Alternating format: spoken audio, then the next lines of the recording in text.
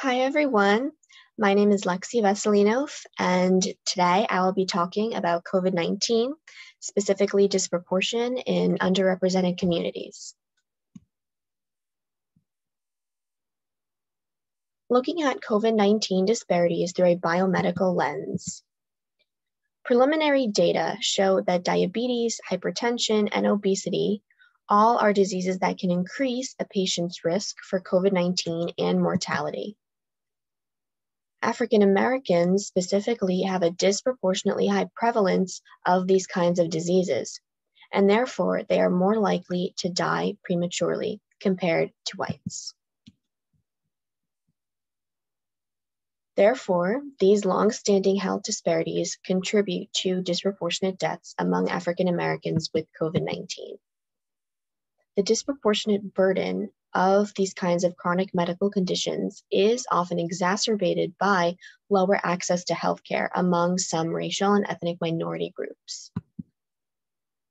They also tend to live in areas where medical and healthcare is of poorer quality or is underserved, and therefore many of these minorities may receive lower quality healthcare for COVID-19. This chart that I'm about to show shows the rates of American uninsurance by race. And this is important to note because uninsurance contributes to poor healthcare and medical care. And so in the light of COVID-19, the rates of uninsurance have a big impact on the healthcare that someone receives. So as you can see, about 8% of the white population is uninsured. And this is relatively low compared to the 12% of the African American population, the 19% of the Hispanic population, or the 22% of the Native American population, which is especially concerning considering lower rates of poor quality of healthcare. Looking at COVID-19 disparities through a social lens. The living conditions in some minority communities can further increase the risk for COVID-19 infection and transmission. This is because a lot of communities with minority populations have higher housing density as well as more housing insecurity, not as much clean drinking water, and more multi-generational households that can make social distancing harder. This, in turn, often means less access to healthy foods, which can make chronic disease management more difficult. These communities with higher minority populations are also more likely to be targeted for the marketing of unhealthy products like alcohol, cigarettes, and fast food that can all negatively influence chronic medical conditions. Furthermore, there is emerging evidence that air pollution, which is higher in minority communities, may play a role or be a factor in COVID-19 severity. This graph shows poverty rates before COVID-19.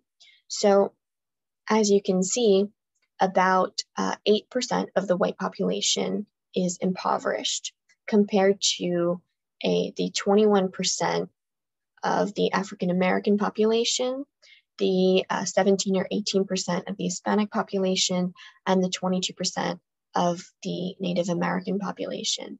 And this is also important to note because as you can see, there is a clear disparity between the white population and minority population in terms of poverty.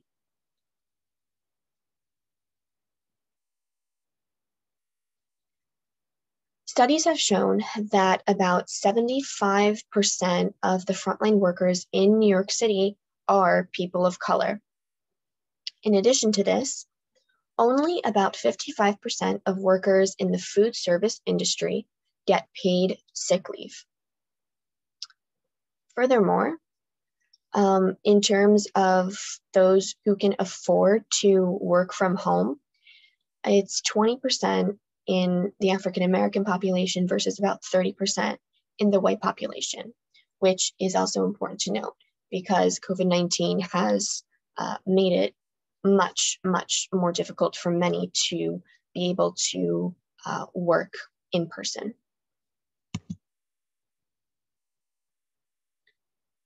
Social determinants of health.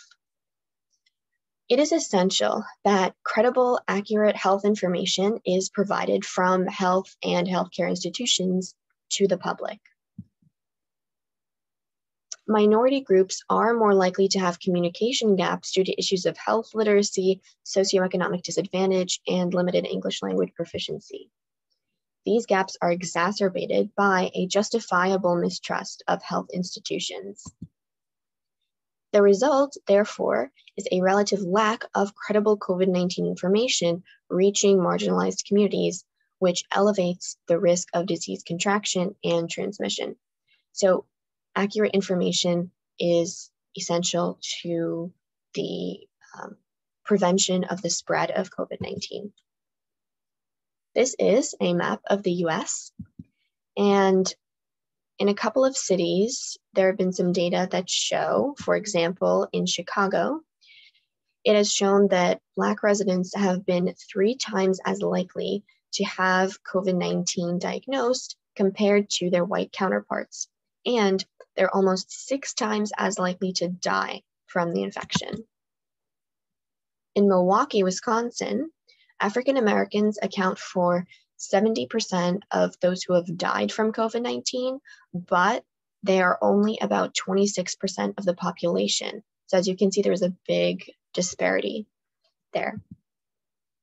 In Louisiana, African Americans account for, again, about 70% of those who have died from COVID-19, but only about 32% of the population.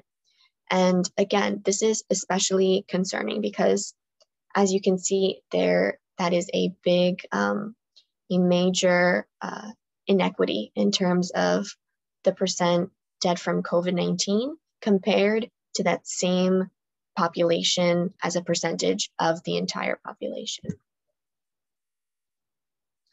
Mental health. Even before COVID-19, there were already significant mental health inequalities for minority or ethnic groups, but the pandemic has increased these inequalities. Furthermore, the constraints of quarantine have made access to support from mental health services much more difficult.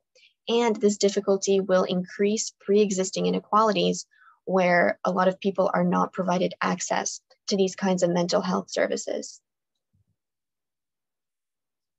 There is growing evidence of specific mental health consequences from significant COVID-19 infection. And these include increased rates of PTSD, anxiety, depression, and more. Physical and mental health vulnerabilities are inextricably linked, especially because a significant proportion of healthcare workers, including in mental health services, are from minority groups. So 4 major points to take away. Longstanding systemic health and social inequities have put many people from minority groups at increased risk of getting sick and dying from COVID-19. These racial and ethnic minority groups are experiencing higher rates of COVID-19 infection, hospitalization, and death. These inequities in the social determinants of health have historically prevented these same groups from having equal opportunities for economic, physical, and emotional health and security. These inequities are highlighted by the factors that contribute to increased risk of COVID-19 exposure, severe illness from COVID-19, and death. The 5 major factors that contribute to increased risk of infection, transmission, and death are, number 1, discrimination. Discrimination exists in almost all systems of healthcare, housing, education, finance, and it shapes a lot of the social and economic factors that put people from minority groups at increased risk for COVID-19.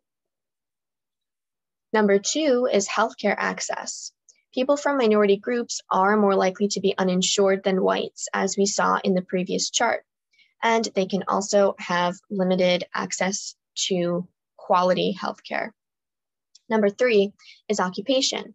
People from minority groups are often disproportionately represented in essential work industries like healthcare facilities, factories, grocery stores, and public transportation. This means that they have more chances to be exposed to the virus due to close contact, and they, as we can see from the previous data, they might be more likely to not be able to work from home or not have paid sick days. Number 4 is educational income and wealth gaps. Inequities in access to high-quality education for some racial and ethnic minority groups can lead to limited or lower-paying job options. And people with limited job options, therefore, likely have less flexibility to leave jobs that may put them at higher risk of exposure to the virus. Number 5 is housing. Some people from minority groups live in crowded conditions that make it more challenging to follow social distancing, and growing unemployment rates can lead to a greater risk of eviction from their homes. This is a chart from the CDC that shows the risk for COVID-19 infection, hospitalization, and death by race or ethnicity. And this is a ratio compared to the white population. And so as you can see, first of all, almost all of these numbers are above 1, which already indicates a disparity. But the highest numbers on the chart I circled. So the American Indian population, for example, is 3.7 times as likely to be hospitalized from COVID-19 compared to the white population. The Black population is almost 3 times more likely to be hospitalized compared to whites. And the Hispanic population is again about 3.2 times more likely to be hospitalized due to COVID-19. And as you can see, these are significant ratios, significant disproportionate ratios. And in death as well, the American Indian population is about 2.5 times more likely to die from COVID compared to whites. And the Black population is also about 2 times more likely to die from COVID-19. And the Hispanic population, again, 2.3 times more likely to die from COVID-19 infection.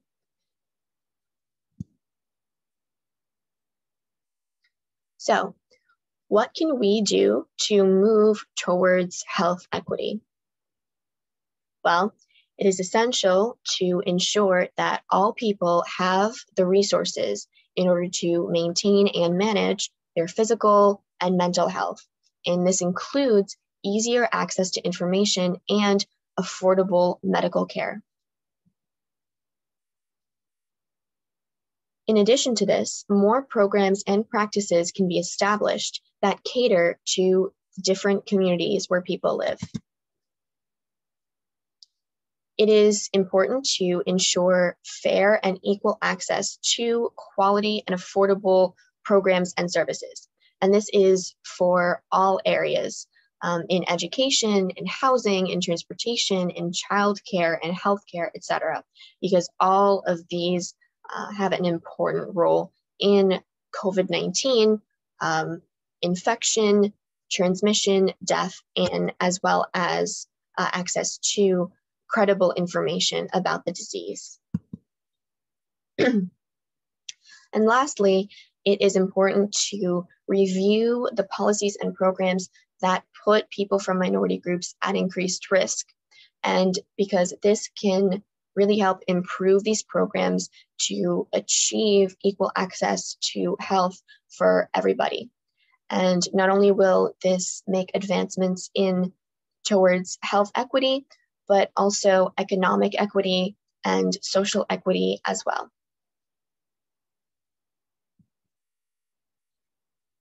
These are my works cited,